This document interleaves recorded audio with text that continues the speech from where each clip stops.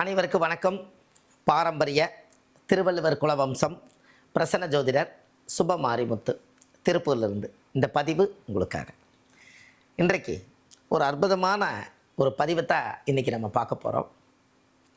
ஒரு ஜாதகத்தில் எத்தனை கிரகங்கள் இருந்திருந்தாலும் கூட நம்ம வாழ்க்கையில் லக்கணத்தில் மாந்தி இருந்தால் அந்த ஜாதகர் எப்படி இருப்பார் அப்படிங்கிறத பற்றி இன்றைக்கி நம்ம பார்க்க போகிறோம்.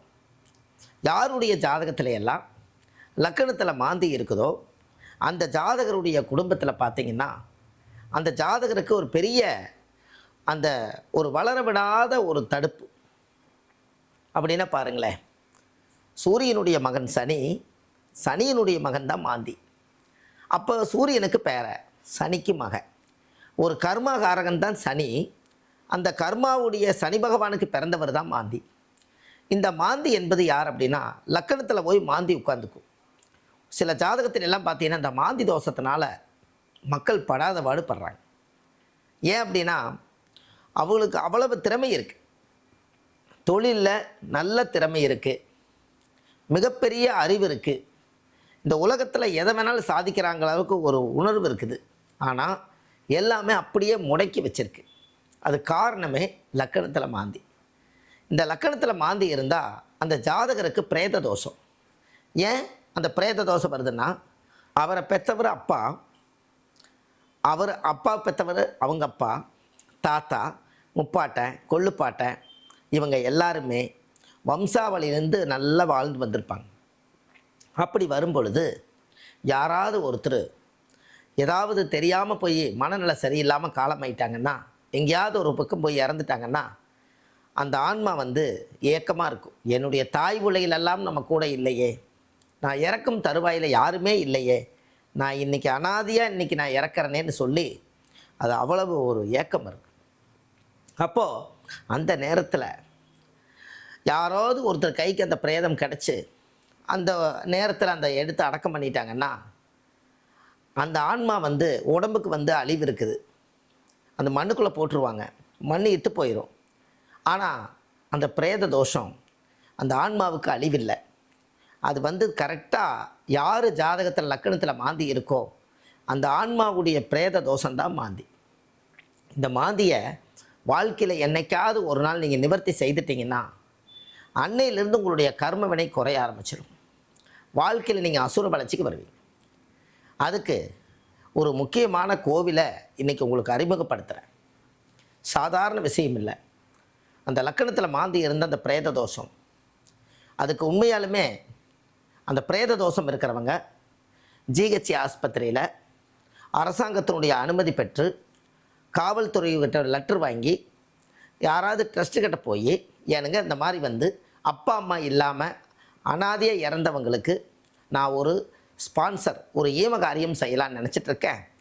அப்படி ஏதாவது ஒன்று இருந்து அப்பா அம்மா இல்லாத ஈமகாரியத்தை நாம் செய்யறதுக்கு நான் கடமைப்பட்டிருக்கேன், இருந்தால் சொல்லுங்கன்னு சொல்லி அவங்க அரசாங்க அனுமதியோடு காவல்துறை அவங்களுடைய அனுமதியோடு இந்த பிரேதத்தை எடுத்துகிட்டு போய் அதுக்கு ஒரு கோடி துணி ஒரு மாலை போட்டு அதை கூட போய் இருந்து, வயசானவங்கெல்லாம் கொஞ்சம் இருக்கலாம், சின்னவங்க வேண்டியதில்லை, லேடிஸ் எல்லாம் வேண்டியதில்லை, ஒரு நம்மளுடைய ஜாதகத்தில் முக்கியமானவங்க கூட போய் இருந்து அதைய அடக்கம் செய்துட்டு ஒரு 3 நாள் அல்லது 7 நாள் கிரமிச்சு அதுக்கு ஒரு திதி தர்ப்பணம் கொடுத்துட்டு வந்தால் அவங்களுடைய ஜாதகத்தில் அந்த பிரேத தோஷம் நிவர்த்தியாகும்.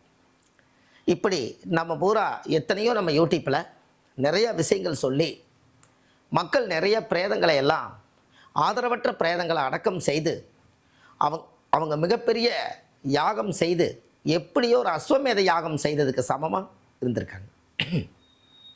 அப்படின்னா பாருங்கள். அப்போ உங்கள் ஜாதகத்தில் நம்ம முன்னோர்கள் அந்த காலத்தில் விட்டு போனதை இந்த ஜென்மத்தில் நீங்கள் செஞ்சால் கண்டிப்பாக இந்த பிரேத தோஷம் உங்களுடைய குடும்பத்தை விட்டு நிவர்த்தியாகும். அதுக்கப்புறம்தான் அந்த ஜாதகருக்கு கல்யாணம், அவங்களுக்கு குழந்தை பாக்கியம், நிறைய விஷயங்கள் நல்லது நடக்கும். இதை கண்டிப்பாக வாழ்க்கையில் ஒரு முறை செய்யுங்க. இந்த லக்கணத்தில் மாந்தி இருக்கிறவங்க விஸ்வாமுத்திர கோயிலுக்கு கண்டிப்பாக போயிட்டு வாங்க. திருநெல்வேலி மாவட்டம் கூடங்குளம் விஜயாவதி விஸ்வாமுத்தருடைய ஆலயம். இந்த கோயிலுக்கு நீங்கள் கண்டிப்பாக போயிட்டு வரணும். அது ஏன் அப்படின்னு கேட்டிங்கன்னா, தசரத மகாராஜாவுக்கு குழந்தை இல்லை, விஸ்வாமுத்தர் தான் அந்த அந்த குடும்ப ஜோசியர். அவர் ஜாதகத்தை பார்த்து, தசரத மகாராஜாவுடைய ஜாதகத்தை பார்த்து, ராஜா உங்களுக்கு ஜாதகத்தில் புத்திர யாகம் செய்தால் உங்களுக்கு ஆண் குழந்தையே பிறக்கும்னு இருக்குது, நீங்கள் புத்திர யாகம் செய்யுங்கன்னு சொல்லலாம். உடனே தசரத மகாராஜா அதை ஏற்பாடு செய்யுங்கன்னு விஸ்வாமித்திரருக்கு அனுமதி கொடுக்கும். உடனே யாகம் செய்து முடித்தோடனே ராமர் பிறக்கிறார். ராமர் பிறந்து வளர்ந்து விஸ்வாமித்திரருடைய அனுமதியோடு, வசிஷ்டருடைய அனுமதியோடு அவங்களுக்கு திருக்கல்யாணம் நடக்குது. அதுக்கப்புறம் அந்த திருக்கல்யாணம் நடந்து ராமரும் சீதாதேவிக்கும் நல்லபடியாக வாழ்க்கை சந்தோஷமாக இருக்கிற காலகட்டங்களில் சீதாதேவியை ராவணன் கடத்திட்டு போகிறாரு. ராமர் பல நாள் பழி வச்சு ஒரு நாள் ராவணனை கொல்றாரு. ராவணனை கொன்னதுனால ராமருக்கு பிரேத தோஷம் பிடிக்குது. அப்போ இந்த பிரேத தோஷம் பிடித்த உடனே இருக்கிற சக்தியெல்லாம் இழந்துட்டார். அப்போ இருக்கிற சக்தியெல்லாம் இழந்தோடனே, இப்படி நம்ம சக்தி இழந்துட்டோமே, நம்ம இனி வாழ்க்கையில் எங்கே போய் நம்ம நல்லா இருக்க போகிறோன்னு தெரியலையேன்னு சிந்திச்சுட்டு உட்காரும்போது, விஸ்வாமித்திரருடைய நம்ம கருவிலேயே கணிச்சவர் விஸ்வாமித்திரர் தானே, அதனால் விஸ்வாமித்திர கோயிலில் போய் நம்ம நவகலச பூஜை பண்ணி அந்த தீர்த்தை ஊற்றுனா நல்லா இருக்கும்னு சொல்லி இழந்த சக்தியெல்லாம் மீட்டெடுத்தவர் தான் விஸ்வாமித்திரர். உங்கள் வாழ்க்கையில் என்ன இழப்பு இருந்தாலும் விஸ்வாமித்திர கோயிலுக்கு ஒரு முறை போயிட்டு வந்தாலே நம்மளுக்கு அது வேலை செய்யும். விஸ்வாமித்திரருடைய யோகம் என்ன? பிரம்மரிஷி பட்டம் வாங்கினவர். அப்பேற்பட்டவருக்கே இழந்த சக்தியை மீட்டெடுக்கிறதுக்காக யாகம் செய்து அவர் விஜயாவதி என்னும் ஜெயத்தை உருவாக்குனவர். அதனால் அந்த இடத்துக்கு போனால் நம்மளுக்கு சக்தி கிடைக்குன்னு சொல்லி ராமரே அந்த இடத்துக்கு போய் விஸ்வாமித்திரை பார்த்து சந்தித்து நவகலச பூஜை பண்ணி அந்த தீர்த்தம் எடுத்து அந்த ராமர் தலையில் ஊற்றுனதுக்கப்புறம் தான் ராமருக்கே பிரம்மகத்தி தோஷை நிவர்த்தியாச்சு. அப்பேற்பட்டவர் தான் விஸ்வாமித்திரர். இந்த விஸ்வாமித்திரருடைய ஆலயம் எங்கே இருக்குதுன்னு பார்த்தீங்கன்னா, திருநெல்வேலி மாவட்டம் கூடங்குளம் விஜயாவதி விஸ்வாமித்திரருடைய ஆலயம். இன்றைக்கி பார்த்தீங்கன்னா எத்தனையோ வாழ்க்கையில் நாம் இந்த விஸ்வாமித்திரருடைய வீடியோவை போட்டு இன்றைக்கி அந்த கோயிலுக்கு ஒரு 10 பேர் 20 பேர் 50 பேர் 100 பேர் வந்துட்டு இருந்தாங்க. இன்றைக்கி பௌர்ணமி அன்றைக்கி பார்த்திங்கன்னா ஒரு ஆயிரக்கணக்கான மக்கள் அங்கே வர்றாங்க. ஒரு இரவு ஒரு 7 மணி 8 மணிக்கு மேலே விஸ்வாமித்திரருக்கு ஒரு 27 விதமான அபிஷேகங்கள் அங்கே நடக்குது. அந்த அபிஷேகத்தை பார்த்தா லக்கணத்தில் மாந்தி தோஷம் இருக்கிறவங்களுக்கு நிவர்த்தியாகும். அவங்களுக்கு தொழில், வாழ்க்கை, சந்தோஷம் எல்லாமே நல்லது நடக்கும். விஸ்வாமித்திரத்தை ஸ்ரீசக்கரத்தை உருவாக்கி வச்சார். அந்த ஸ்ரீசக்கரமும் அந்த கோயிலுக்குள்ளே தான் இருக்குது. இன்றைக்கி அந்த கோயிலில் ஸ்ரீசக்கரம் இருக்கிறனால அந்த கோயிலுக்கே ஒரு மிகப்பெரிய ஒரு பவர். அப்பேற்பட்ட விஸ்வாமித்திரர் இன்றைக்கி விஜயாவதியில் இருக்கார். இந்த விஜயாவதியில் வாழ்க்கையில் அவர் கிட்டத்தட்ட பார்த்திங்கன்னா எத்தனையோ சாதனை செய்தார். அதனால் அந்த கோயிலுக்கு லக்கணத்தில் மாந்தி இருக்கிறவங்க கண்டிப்பாக வாழ்க்கையில் ஒரு முறை போயிட்டு வாங்க. இதில் என்ன ஒரு சந்தோஷம்னு கேட்டிங்கன்னா, அந்த கோயிலுக்கு நம்ம 18 யாகம் செய்திருக்கேன். 18 முறை அந்த கோயிலுக்குள்ளே போய் அந்த ஸ்ரீசக்கரத்தை அன்னைக்கு இருக்கக்கூடிய காலகட்டங்களில் நம்மளாம் ஜோசியராக இருக்கிறனால அன்னைக்கு அனுமதி கிடச்சி அவங்களுடைய உத்தரவில், அந்த கோவிலுடைய உத்தரவில் அந்த ஸ்ரீசக்கரத்தை போய் தொட்டு கும்பிட்டதுக்கப்புறம் இன்றைக்கி பார்த்திங்கன்னா அதனுடைய வாக்குப்பளிதம், வித்தப்பளிதம் எல்லாமே கிடைக்கும். அப்போ என்ன அப்படின்னு கேட்டிங்கன்னா, அப்பேற்பட்ட யோகம் படைச்ச இடம் தான் அந்த கோவில். அன்றைக்கெல்லாம் அந்த காலகட்டங்கள் அது கிடச்சிது. அப்போது அந்த விஸ்வாமித்திரருக்கு ஒரு மிகப்பெரிய ஒரு சக்தி என்னென்னு கேட்டிங்கன்னா, இழந்த சக்தியெல்லாம் மீட்டெடுக்கக்கூடியவர் விஸ்வாமித்திரர். ஜாதகம் பார்த்து யாருக்கெல்லாம் லக்கணத்தில் மாந்தி இருக்கோ அவங்களுக்கு இந்த பிரேத தோஷத்தை நிவர்த்தி பண்ணணும். அதுக்கு அந்த நவகலச பூஜை ஒரு சிறப்பு. ராமருக்கே நவகலச பூஜை பண்ணி அந்த தீர்த்தை ஊற்றிருக்காங்க. அதனால் கண்டிப்பாக வாழ்க்கையில் ஒரு முறை நீங்கள் அந்த கோயிலுக்கு போயிட்டு வாங்க, நல்லதே நடக்கும். இதில் இன்னொரு விஷயம் என்னென்னு கேட்டிங்கன்னா, விஸ்வாமித்திர கோயிலுக்கு நம்மக்கிட்ட ஜாதகம் பார்க்க வர்றவங்களுக்கு நிறைய பேர்த்துகளுக்கு விஸ்வாமித்திர கோயிலுக்கு நாமளே கூட்டிகிட்டு போகிறோம். விஸ்வாமித்திர கோயிலில் பௌர்ணமிக்கு, அமாவாசைக்கு இந்த மாதிரி டயத்துக்களையெல்லாம் விஸ்வாமித்திர கோயிலுக்கு நாமளே கூட்டிகிட்டு போய் அவங்கள கடற்கரையில் உட்கார வச்சு அவங்களுக்கு நவகலச பூஜை யாகமெல்லாம் செய்து அவங்களுக்கு தீர்த்தமெல்லாம் ஊற்றி அவங்களுக்கு முறையாக பூஜை பண்ணி விஸ்வாமித்திரருடைய பக்கத்தில் உட்கார வச்சு அவங்களுடைய ஆசீர்வாதம், விஸ்வாமித்திரருடைய ஆசீர்வாதத்தை இவங்களுக்கு பெற்று கூட்டிகிட்டு வரேன். இது 18 பௌர்ணமிக்கு நான் போயிட்டு வந்திருக்கேன். 18 முறை யாகம் செய்திருக்கேன். எல்லா மக்களுக்குமே இன்றைக்கி பார்த்திங்கன்னா, அதுக்கப்புறம் பார்த்திங்கன்னா கூட்டம் இன்றைக்கி ஆயிரக்கணக்கான மக்கள் அந்த கோவிலுக்கு வர்றாங்க. அதில் மெயினாக விஸ்வாமித்திரருடைய அனுமதி என்னமோ நம்மளுக்கு அந்த யோகம் ஏதோ இருக்குமோ என்னமோ, அந்த ஜாதகத்தில் அந்த அனுமதி எனக்கு கிடச்சிது. இன்றைக்கி அந்த கோயிலுக்கு நம்ம போயிட்டு வந்தோம். இன்றைக்கி எல்லோரும் இன்றைக்கி நல்லா இருக்குது, எல்லா மக்கள் நல்லா இருக்காங்க. அப்போ அதுபோல் இந்த ஜாதகத்தில் விஸ்வாமுத்திரருடைய சக்கரத்தவே நான் உருவாக்கியிருக்கேன். எனக்கா ஒன்று தோணுச்சு, நம்ம ஒரு ஜோசியராக இருந்து இந்த விஸ்வாமுத்திரருக்கு பல்லாயிரம் வருஷமாக இந்த கோயில் இருக்கே, இந்த கோயிலுக்கு நம்ம ஏதாவது ஒரு நல்லது செய்யணும்னு சொல்லி விஸ்வாமுத்திரவே அவர் எப்படி இருக்காரோ அப்படியே அந்த சக்கரத்தை நான் செய்திருக்கேன். பாருங்கள், இதான் விஸ்வாமுத்திரர். சரிங்களா? இதான் விஸ்வாமுத்திரர். இந்த விஸ்வாமுத்திரர் இதில் பார்த்தீங்கன்னா எல்லாமே முறையாக கொடுத்துருக்கேன். ஒரு சரித்திரத்தவே இதில் உருவாக்கி இதில் வச்சுருக்கேன். இதில் கீழே நான் கொடுத்துருக்கேன் பாருங்கள்.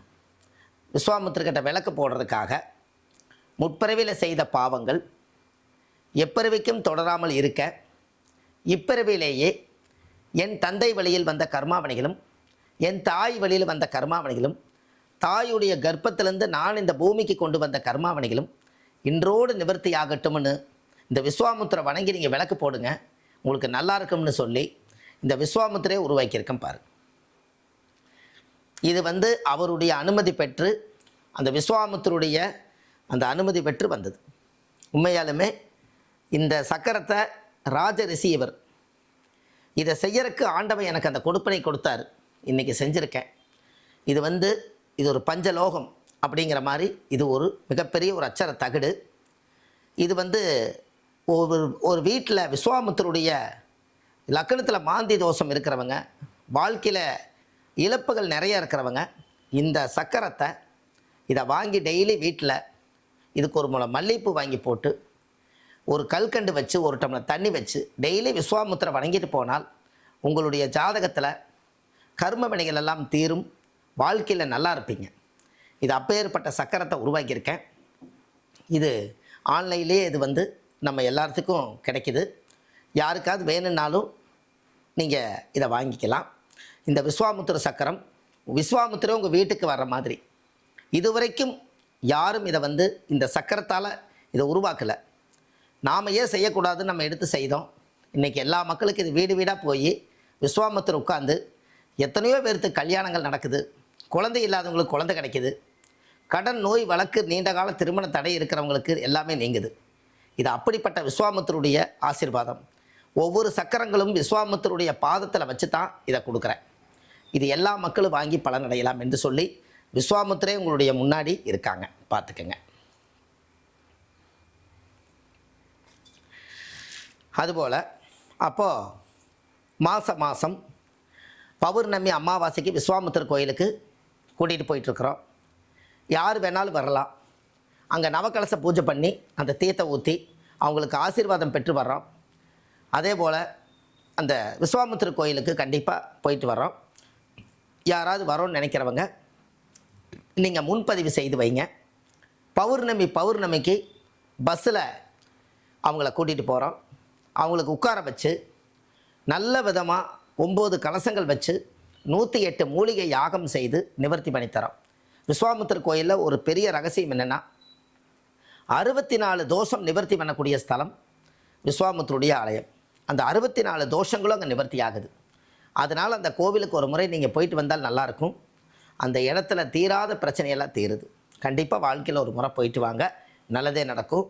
அதுபோல் இந்த ஆதிகால பரிகார புத்தகம் எழுதியிருக்கேன். இந்த புத்தகம் ஆன்லைன்லேயே கிடைக்கிது. இந்த புத்தகம் 1736 பரிகாரங்கள் கொண்ட புத்தகம். இந்த புத்தகம் A4 சைஸு. இது மிகப்பெரிய புத்தகம். இந்த புத்தகத்தில் பழைய காலத்தில் முன்னோர்கள் வாழ்ந்த ஆதி காலத்தில் எப்படியெல்லாம் எளிமையாக வாழ்ந்தாங்களோ அப்படியெல்லாம் இது எழுதியிருக்கேன். இந்த புத்தகமும் நீங்கள் வாங்கி பயன்பெறலாம். இப்போது நேயர்களுக்கு என்னுடைய பணிவான வணக்கம். இதுவரைக்கும் நம்ம நிறைய பதிவுகள் கொடுத்துருக்கேன். அந்த பதிவில் எல்லாமே பார்த்தீங்கன்னா மாந்தி பற்றி ஏற்கனவே இந்த வீடியோ பார்த்துருக்கோம். அந்த வீடியோ நம்ம போட்டதுக்கப்புறம் லட்சக்கணக்கான மக்கள் பேர் அதை பார்த்துருக்காங்க. அது நாமளே பார்த்து பலனடைஞ்சிருக்கேன். இதை கண்டிப்பாக வாழ்க்கையில் நீங்கள் ஒரு முறை நீங்கள் கண்டிப்பாக அந்த கோயிலுக்கு போயிட்டு வாங்க, நல்லதே நடக்கும். இந்த விஸ்வாமித்திரருடைய சக்கரம் வந்து இங்கே கிடைக்குது. கண்டிப்பாக நீங்கள் வாங்கிக்கலாம். முன்னோர்களுடைய அத்தனை கர்ம வினைகளும் தீர்க்கறதுக்கு விஸ்வாமித்திர வழிபாடு செய்யுங்க. இழந்த சத்தையெல்லாம் மீட்டெடுக்கக்கூடியவர் விஸ்வாமித்திரர். இந்த டெம்பிள் எக்ஸ்பிரஸில் இந்த பதிவு வருது. எல்லா மக்களும் இதை பலனடைஞ்சு எல்லா மக்களும் நல்லா இருக்கணும்.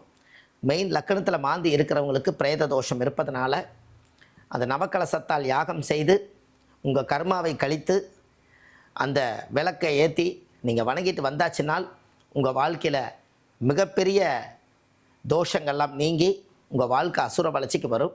கண்டிப்பாக விஸ்வாமித்திரை நீங்கள் கண்டிப்பாக ஒரு முறை சந்திங்க, வாழ்க்கை நல்லதே நடக்கும் என்று சொல்லி பாரம்பரிய திருவள்ளுவர் குலவம்சம் பிரசன்ன ஜோதிடர் சுபமாரிமுத்து வள்ளுவர் வாக்குன்னு யூடியூப் சேனல் வச்சுருக்கேன். அதில் ஆயிரக்கணக்கான பதிவுகள் கொடுத்துருக்கேன்.